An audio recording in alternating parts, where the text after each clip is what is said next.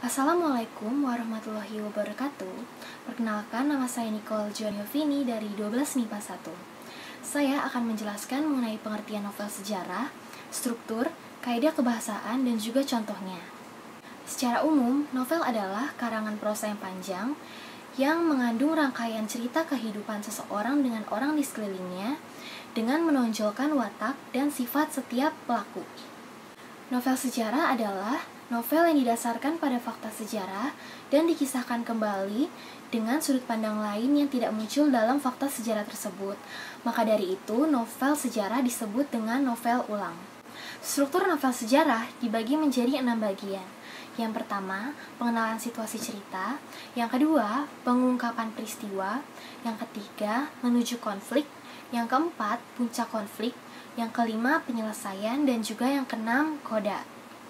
Sebagai contohnya, saya akan menjelaskan struktur dari novel sejarah yang berjudul Bumi Manusia karya Pramudia Anantatur. Untuk strukturnya, yang pertama yaitu pengenalan situasi cerita. Di bagian ini menjelaskan pengenalan Mingke, Ennelis, dan juga Nyai Antosoro.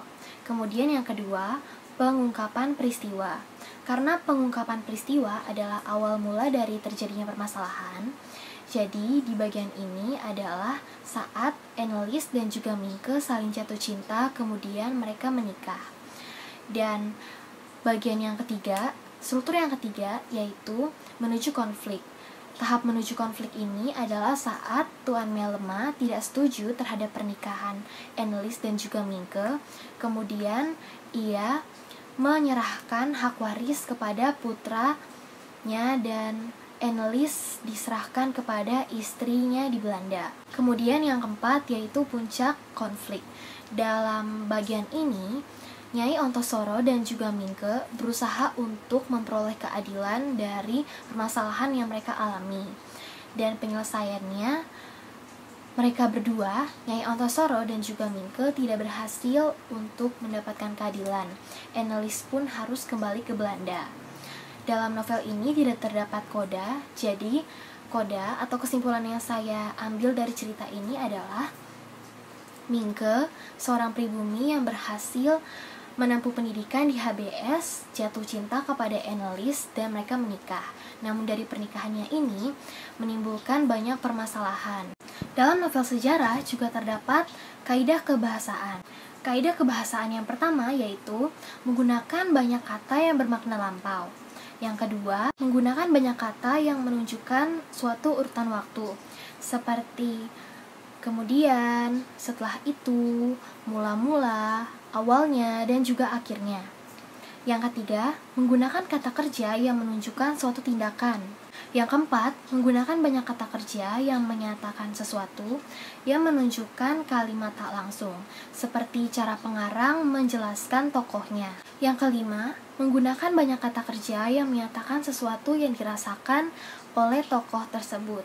Contohnya seperti merasakan, menginginkan, mendambakan, dan lainnya. Yang keenam, menunjukkan banyak dialog dan menggunakan banyak kata kerja yang menunjukkan tuturan langsung.